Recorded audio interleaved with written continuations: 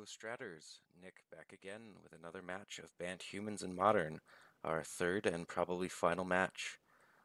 Okay, so we are on the draw, and we have a pretty nice hand here.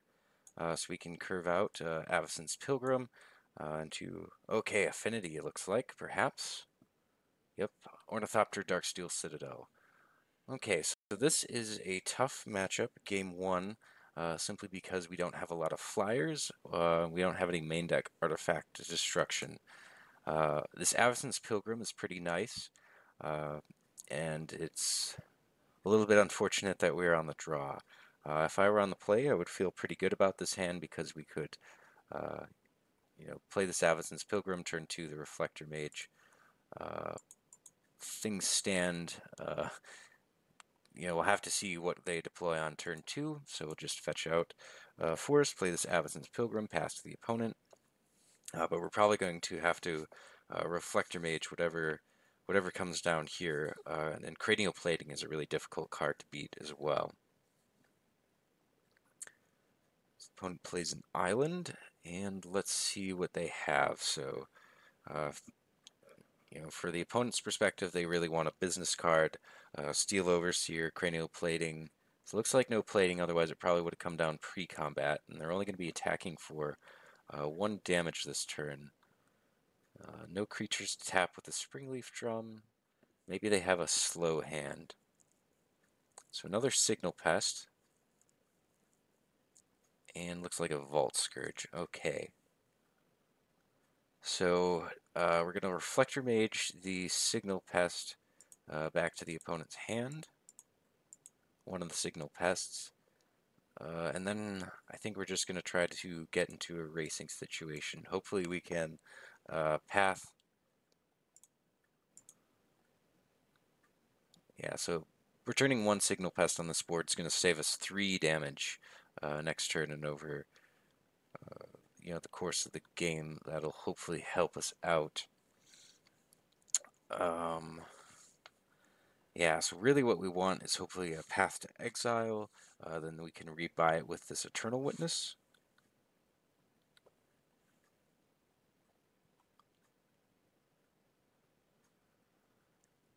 Otherwise, it's pretty difficult. Like I said, the lack of flyers in this deck is a bit of an issue. Okay, so no follow-up play, and they're apparently... Oh, that's really nice. So I'm going to Reflector Mage back the Signal Pest, and this is going to strand the other Signal Pest in their hand as well. So, they couldn't replay the Signal Pest. We know that's their only card in hand, so now they have 2 Signal Pests in their hand that they can't play. So this is going to buy us a little bit of time.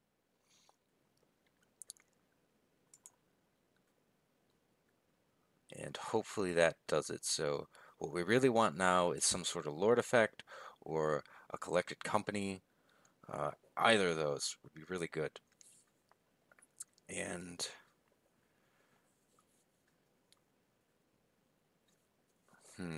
so they're going to get in just for 1 lifelink. I'm debating whether I want to crack this Windswept Heath or not. Obviously, in a lot of matchups, getting a clue with Tireless Tracker is something you want to do, but at this point in time, I kind of feel like I just want the untapped mana so I can play 2 Heir of the Wilds, just so I get, 2 plus 2 is 4 power instead of 3 power. Granted, we would get a clue, but I'm not sure if we'll necessarily have the spare mana to crack those clues. So I think I'm going to crack the fetch, even though we could leave it and play uncracked, play the Tireless Tracker and get a clue. I'm not sure that that's what we want to be doing in this matchup. I think we just want to preserve our life total, but also just have that mana developed. Okay, so Mayor of Avabruck is a great draw, just getting a Lord effect down, so I think I'm just going to play Mayor, attack with the 2 Reflector Mages, and then get down an Heir of the Wilds. And our opponent is going to be a little bit on the back foot. Signal Pests are great when you're attacking, but when you're blocking, obviously much less good. So being able to put that 1 Signal Pest in hand, and then being able to Reflector Mage the other Signal Pest, strand both of them in hand, has really been good this game, and our opponent's drawn a lot of mana. So, 2 Springleaf Drums and a Mox Opal. Affinity wants to play those cards because it really helps with their explosiveness, but when you have this many of them in a draw, it's a problem. So we might get lucky this. Ooh, that's interesting. So our opponent still feels that they're in an attacking posture. If we can rip another Lord, that will be really good.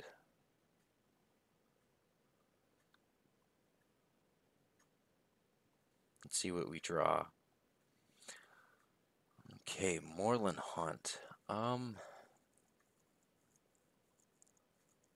So if we can manage to ever trade a creature, although it's going to be difficult, the only real ground creatures they have are Mem Knight and the Arcbound Ravagers.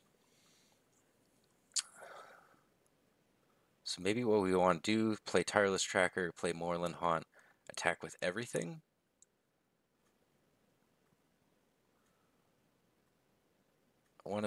I wonder if we should attack with the Avacyn's Pilgrim or use it for mana. I'm just going to do some math quick. So we can attack for 3, 6, 9, 10. We could make that 12 with the Pilgrim. So it's not lethal. How much are they going to be able to attack back for? So both the Signal Pest will get pumped, the Vault Scourge, the Ornithopter. So I think what I want to do is play Tireless Tracker, play the Moorland Haunt, and leave up Cracking the Clue, just so we can get another draw at potentially...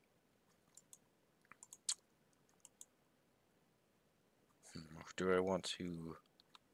Yeah, so I think this is what I want to do. Play Tireless Tracker, play Moorland Haunt, get the clue, and then since we wouldn't be able to threaten lethal with the Avacyn's Pilgrim, I'm going to leave it back, and this is going to, at least make our opponent think about... Ooh, actually, so I forgot that trigger on the Heir, so... Okay, so that still would have been 13 with the Avacyn's Pilgrim. So the opponent gets a pretty easy block Ornithopter. Ooh, not even blocking Ornithopter on Mayor. Interesting. Yeah, so the opponent should have probably blocked Ornithopter on the Mayor of Avabruck, which would have left them at 4. And then even if I attack with the Avacyn's Pilgrim, that only puts them to 2. And then do I want them to respect a path to Exile? So the opponent is going to be attacking back for 1 with each Signal Pest, so 2, 3 with the Vault Scourge, potentially, so 3 plus 5, so 5, 6. I don't think they're going to be able to do lethal, so I don't think we want to necessarily represent a path to Exile, but we have already played our land drop this turn, so there's really no reason to crack the clue main phase. So pass back to the opponent. I think plating is lethal. Master of Ethereum would be pretty bad for us. Ornithopter is just fine, so the opponent is going to have to, I guess, get in the mode of make some chump blocks to survive and try to draw cranial plating, I guess, is their best bet. Once they start making chump blocks, even Overseer, or Ravager isn't going to be a good draw for them. So I think that's kind of where they're at, is to just hope to peel a cranial plating. But even cranial plating gets a little bit diminished when you start chump blocking with your artifacts. If I were them, I think I would activate my Inkmoth Nexus, attack with that and both Signal Pests. So that would put me up to 4 Infect, probably chump block. Well, I guess that doesn't leave them enough chump blockers. The opponent's in a tough spot. Oh, I will say that. So this attack, I guess, makes sense because they get the most lifelink out of their Vault Scourge, and it's still being proactive. So this is going to put me down to 7, put them up to 6. So now they have a little bit of leeway. Make sure I didn't F6 accidentally so I can crack my clue at end of turn. So this is going to grow the Tireless Tracker, draw me a card, see what I get. Avacyn's Pilgrim, so nothing really good there. Windswept Heath. So I'm going to play this, get my clue.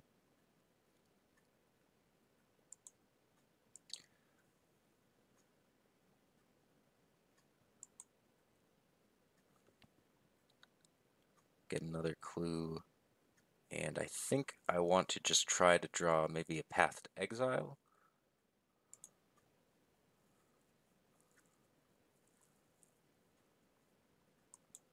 And be also able to cast a Reflector Mage. So Path to Exile, Reflector Mage, really the draws I'm looking for here.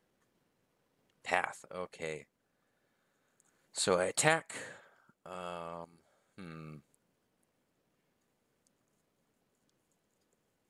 They're going to have to block Tireless Tracker, both Reflector Mages. I don't see if they necessarily survive. When they go to activate the Inkmoth Nexus, that's the thing I'm going to path. So attack with all my creatures. Heir gets big. They'll activate. No, they didn't.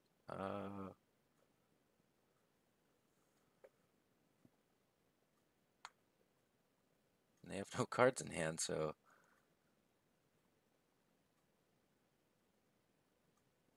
either way, I mean, it doesn't really matter. The opponent activates the Inkmoth Nexus. I would path to exile it. Okay, yep, so I think a little bit lucky to get that game against Affinity. Really, they had a Signal Pest draw. We Reflector Maged a Signal Pest, and then Reflector Mage another Signal Pest, stranded those two Signal Pests in their hand for a couple turns. So that's what really got us the game there, was being able to bounce those Signal Pests and maintain that tempo for a couple turns. So Stony Silence obviously comes in. Reclamation Sage comes in. Card I've been thinking about in this slot is Manglehorn, and I could see, if I'm have a mana accelerant turn 2 Manglehorn, that could really stifle the opponent's development because their Mox Opals, Darksteel Citadels, and Springleaf Drums come into play tapped. Also turns off blocking. Other than that, so I don't. Tireless Tracker was good that game, but I don't think that kind of slow card advantage is what we want against Affinity there. Where did that go? Oh, you can hide them. Interesting. Sorry about that. Yeah, so that's not really what we're interested in this game. And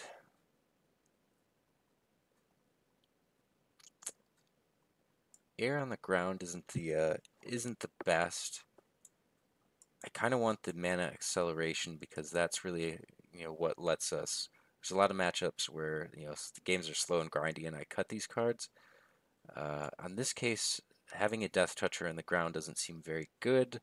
I like Mayor because even though the body is a little bit smaller, it pumps all my other guys. So I think I'm going to side out the Tireless Trackers, the Heirs, bring in the Stony Silence and the Reclamation Sage. Also, when you bring in Stony Silence, you have a Tireless Tracker, you can't crack your clues. So I guess that's another reason to take it out. So this is a sideboard that I'm going to go with and submit.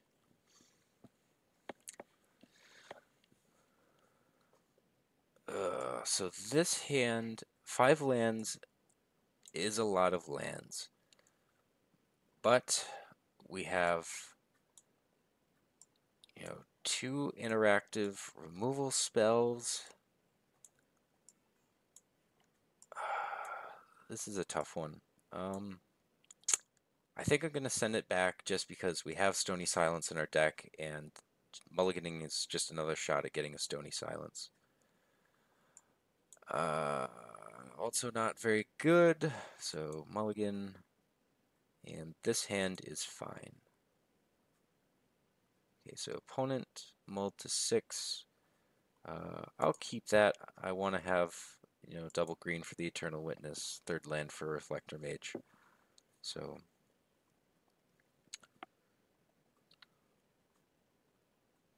okay, Memnite, and plays Vault Scourge. Presumably, definitely has a Vault Scourge in their hand because they used Phyrexian mana.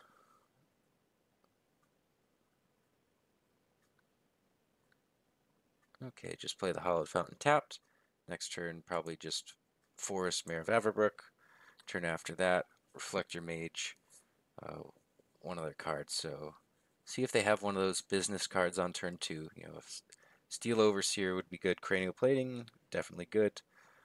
So plating is a little bit difficult because, like, we can Reflector Mage whatever creature they put the plating on, but they'll still have the plating. So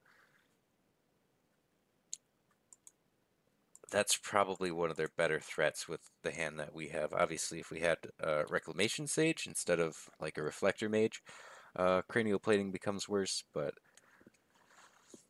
with this hand, not the case. So they'll almost certainly put that on, yep, the Vault Scourge just to get the lifelink and so that we can't trade with the Memnite. So Vault Scourge comes in, aren't even letting us trade with the Memnite. Ooh, and the Mayor flips. So I wonder if that was purposeful or not.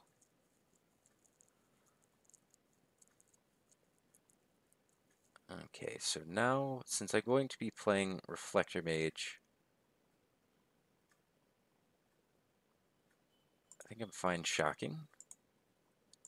So, first I want to attack. So attack with the Howl Pack Alpha. Also, making these wolf tokens, you'll see Mayor flipping in this deck is kind of awkward in the sense that, you know, we have these humans, and then when it flips to this side, the humans don't get that extra +1/+1. But, you know, this making wolves at the end step, you will see, you know, free 2/2 wolf is a free 2/2 wolf, and those help to win games. Those really increase your clock, and as long as the Mayor stays flipped, you know, those 2/2 wolves get +1/+1, and they do a lot of work. So now if the opponent equips to the Memnite, I mean, we can just trade with this free wolf that we got. Steel Overseer, so that is a business card, but they don't have a lot going on right now. So it looks like our Multi 5 is actually, ooh, and that is really nice. So, this is one of those times where we have a Collected Company, and we are not going to cast it because we are just going to Reflector Mage that Steel Overseer,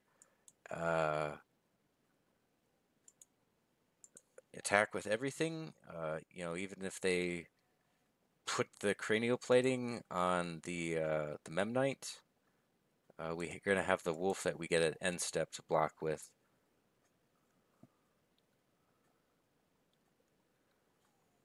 So our opponent is... So that's the second wolf we got off of Howl Pack Alpha. I guess if our opponent has a Etched Champion, that could be a hard card for us to beat. Other than that, I'm seeing them in a lot of trouble. Because Vault Scourge isn't going to be a great blocker, even with the cranial plating, that's a little bit of life gain. But I don't see that helping.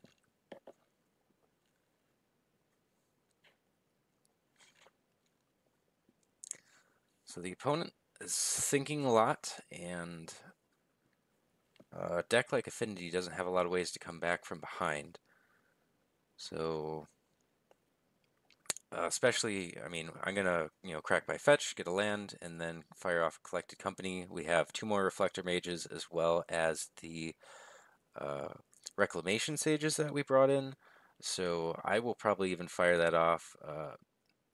before combat, especially, if we hit another Lord, that's going to pump our Reflector Mages. I wonder if, okay, so they can't attack.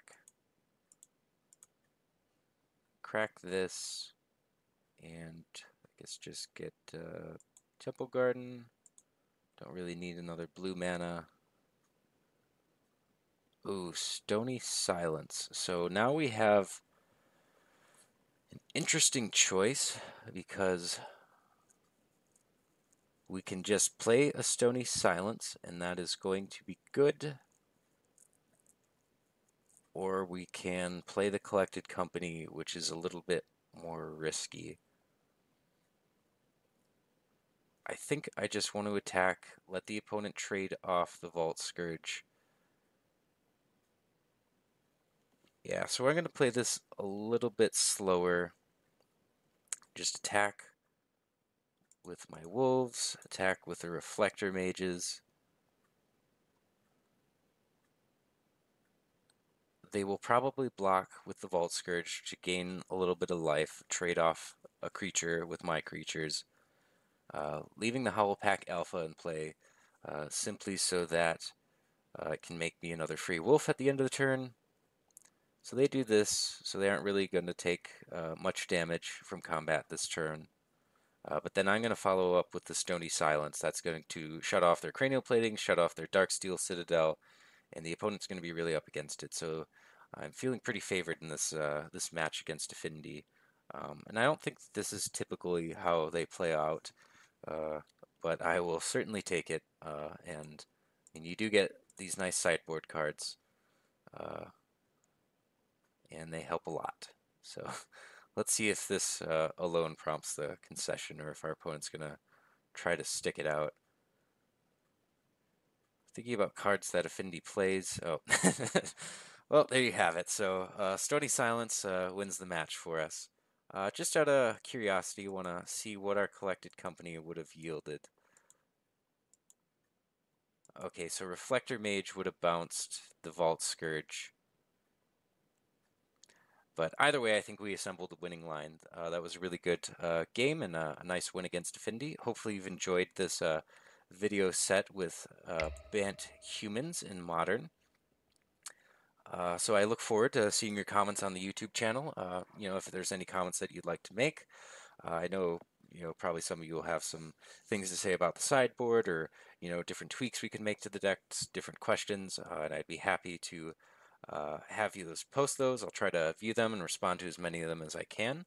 But thanks for watching, Stratters. This is Nick, and I will see you at a later date with a little bit more Modern. Thanks for watching.